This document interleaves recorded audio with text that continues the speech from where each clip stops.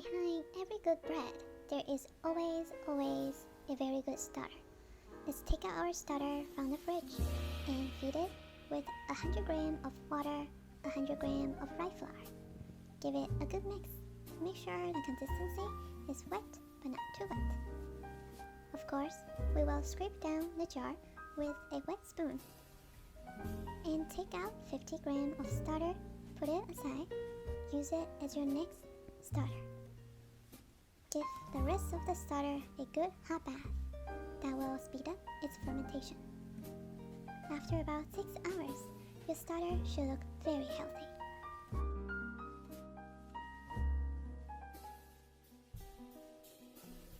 Now we are officially ready to start the journey with the dough. So first of all, mix in the wet ingredients, water 460 grams and starter 200 grams. After this step, you will add the dry ingredients except salt. So add in 460 grams of bread flour.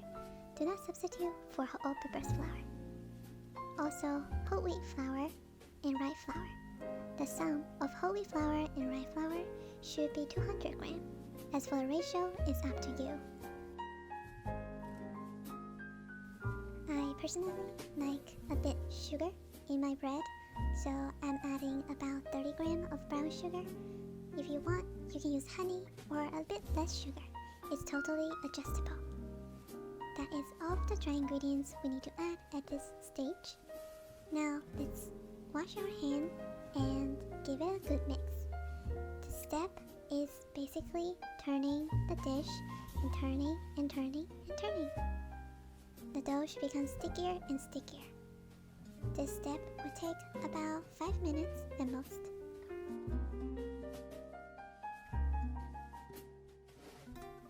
Now set aside the dough for 20 to 40 minutes.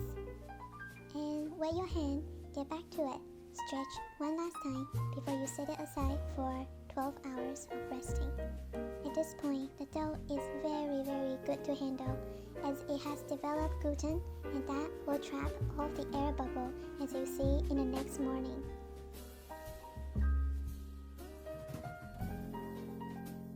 We do not want the bubble yet, so gently depuff the dough, and now let's add salt, toppings, and patience, as this step involves mostly repetition of stretch and fold technique as shown in the video.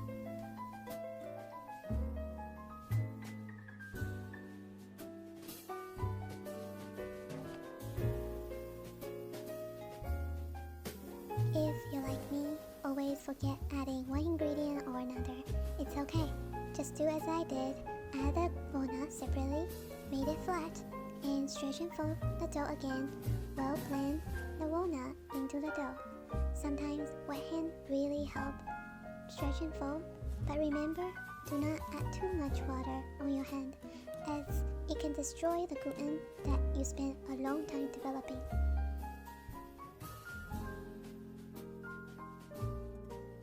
Each time you stretch and fold, the gluten is being stretched long, so it always has the danger of being broken apart. Be careful and use not only your eyes, but also your hands to feel the bread, to decide when it's ready to stop being stretched and fold. After repeating stretch and fold for at most 4 to 6 times, it will be about 4 to 6 hours already. Now, you're ready to start the most exciting part of bread making, that is shaping.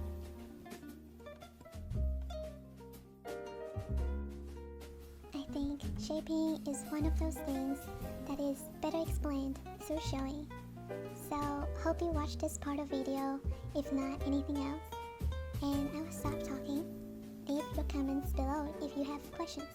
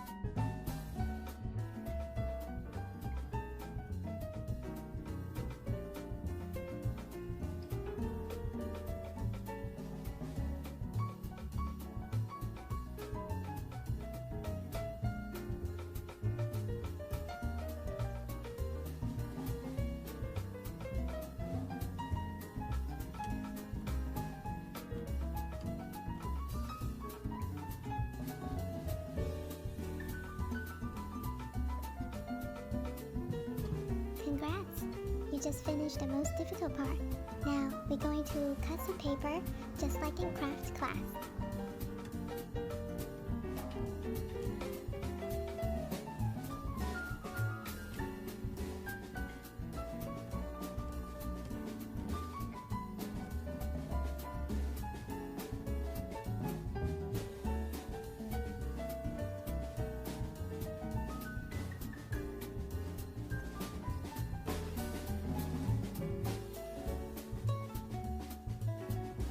Alright, this is the oven. By the way, my setup is like this. I have this big dish for loading water, so to create more steam. And in here, I will have the baguette. And this too, and just cast iron. I don't have Dutch oven or fancy lids, but it works quite well as well. Just have something that you usually use for baking very high temperature food, like cast iron. So basically, I'm just gonna load. Oops, okay, load them in one by one.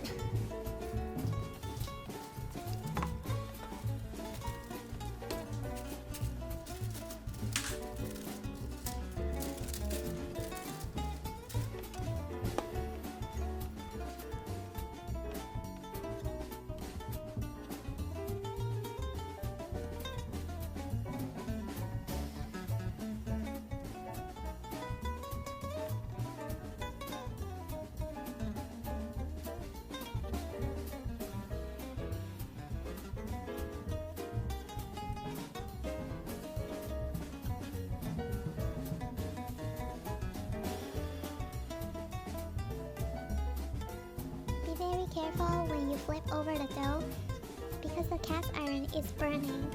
Now for scoring, always score the side of the dough. Do not score the middle.